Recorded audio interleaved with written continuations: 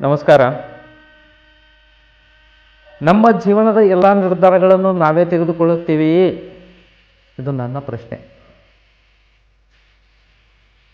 ನಮ್ಮ ಜೀವನದ ಎಲ್ಲ ನಿರ್ಧಾರಗಳನ್ನು ನಾವು ತೆಗೆದುಕೊಳ್ತೀವೇನೋ? ಇಲ್ಲ, ತೆಗೆದುಕೊಳ್ಳೋದು. ನಮ್ಮ ಜೀವನದ ಅನೇಕ ನಿರ್ಧಾರಗಳು ಬೇರೆಯವರು ತೆಗೆದುಕೊಳ್ತಾರೆ. ಹೆಂಗಂದ್ರೆ, ಕೆಲವು ನಿರ್ಧಾರಗಳು ನಾವು ತೆಗೆದುಕೊಳ್ತೀವಿ ಸರಿ, ಕೆಲವು ನಿರ್ಧಾರಗಳು ತಂದೆ ತಾಯಿ ತೆಗೆದುಕೊಳ್ತಾರೆ, ಕೆಲವು ನಿರ್ಧಾರಗಳು ನಮ್ಮ ಆತ್ಮೀಯರು ತೆಗೆದುಕೊಳ್ತಾರೆ, ನಮ್ಮ ಜೀವನಕ್ಕೆ ಸಂಬಂಧಪಟ್ಟಂಥ ನಿರ್ಧಾರಗಳು ಅವ್ರು ತೆಗೆದುಕೊಳ್ತಾರೆ. ಉದಾಹರಣೆಗಾಗಿ ಹೇಳ್ಬೇಕಂದ್ರೆ, ಮದುವೆಯ ವಿಚಾರ ಬಂದಾಗ ಅದು ಹುಡುಗಿಯರ ವಿಶೇಷವಾಗಿ ತಂದೆ ತಾಯಿಗಳು ಜಾಸ್ತಿ ನಿರ್ಧಾರ ತೆಗೆದುಕೊಳ್ತಾರೆ. ಇತ್ತೀಚೆಗೆ ಸ್ವಲ್ಪ ಪ್ರವೃತ್ತಿ ಕಡಿಮೆ ಇದೆ. ಮಗಳ ಒಂದು ಅಭಿಪ್ರಾಯ ಕೇಳುವ ಒಂದು ಸೌಜನ್ಯ ಕೂಡ ತಂದೆ ತಾಯರಿಗೆ ಬಂದಿದೆ.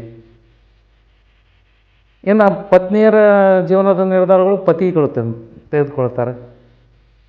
ಪತಿಯ ಜೀವನದ ನಿರ್ಧಾರಗಳು ಪತ್ನಿ ತೆಗೆದುಕೊಳ್ತಾಳೆ. ಈ ರೀತಿ ನಮ್ಮ ಜೀವನದ ನಿರ್ಧಾರ, ಎಲ್ಲ ನಿರ್ಧಾರಗಳನ್ನು ನಾವು ತೆಗೆದುಕೊಳ್ತೀವಿ ಅನ್ನೋದು ಒಂದು ಭ್ರಮೆ. ತೆಗೆದುಕೊಳ್ಳಲ್ಲ.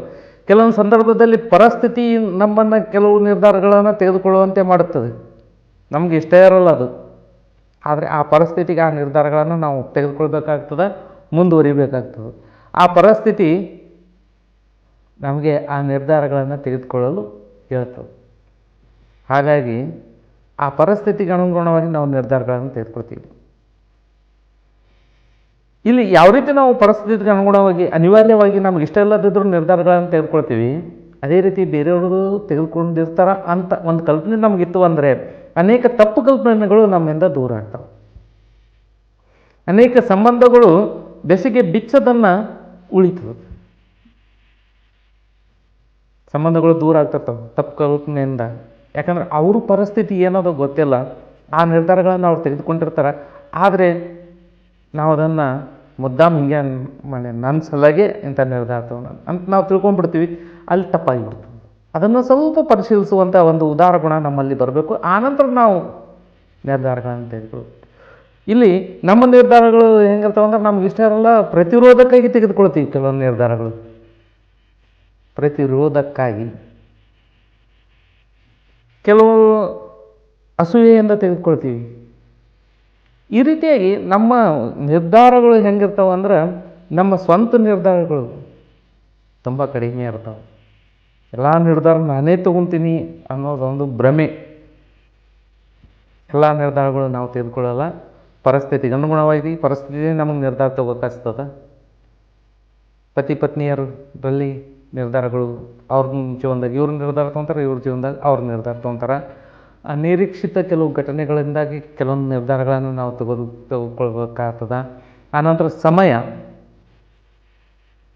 ಕೆಲವೊಂದು ಸಮಯದಲ್ಲಿ ನಿರ್ಧಾರಗಳು ತೆಗೆದುಕೊಳ್ಬೇಕು. ಆ ಸಮಯಕ್ಕೆ ಅನುಗುಣವಾಗಿ ತಕ್ಷಣ ಆ ನಿರ್ಧಾರ ತೆಗೆದುಕೊಳ್ಬೇಕಾಗಿರ್ತದೆ, ತೆಗೆದುಕೊಂಡು ಬಿಡ್ತೀವಿ ನಾವು. ಆ ಸಮಯ ಹಂಗೆ ಬಂದಿರ್ತದೆ, ಅದು ಆ ನಿರ್ಧಾರವನ್ನು ತೆಗೆದುಕೊಳ್ತೀವಿ.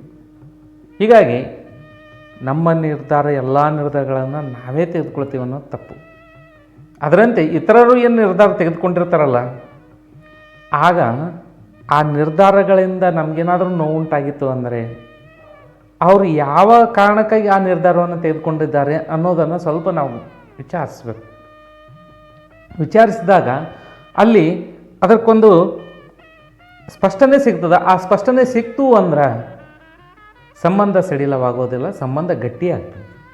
ಇಲ್ಲಿ ಕೆಲವೊಂದು ಸಂಬಂಧಗಳು ಹಾಳಾಗೋಕ್ಕೆ ಮುಖ್ಯ ಕಾರಣ ಅಂದರೆ ಇದೆ. ನನಗೇನು ಹೇಳಿಲ್ಲ ಕೇಳಿಲ್ಲ, ಹಿಂಗೆ ಮಾಡಿದ್ರು, ಹಂಗೆ ಮಾಡಿದರು, ಅದಾಯಿತು ಇದಾಯಿತು ಅಂತ ಹೇಳ್ತಿರ್ತೀವಿ ನಾವು. ಆ ಹೇಳೋದಕ್ಕಿಂತಲೂ ಮುಂಚೆ ಯಾಕೆ ಹಂಗೆ ಮಾಡಿದರು ಅಂತ ಸ್ವಲ್ಪ ವಿಚಾರ ಮಾಡಬೇಕು. ಸಾಧ್ಯವಾದ್ರೆ ಅವ್ರ ಜೊತೆಗೆ ಸ್ವಲ್ಪ ಚರ್ಚಿಸಿದ್ರು ಗೊತ್ತಾಗ್ತದೆ, ಯಾಕೆ ಹಿಂಗೆ ಮಾಡಿದೆ, ಅವರು ಸುಳ್ಳು ಹೇಳ್ತಿದ್ರು ಕರೆ ಹೇಳ್ತಿದ್ರು, ಅದನ್ನೂ ಕೂಡ ನಮ್ಗೆ ಗೊತ್ತಾಗ್ತದೆ. ಗೊತ್ತಾದ ನಂತರ ಮುಂದಿನ ನಿರ್ಧಾರಗಳನ್ನು ನಾವು ತೆಗೆದುಕೊಳ್ಳಬಹುದು.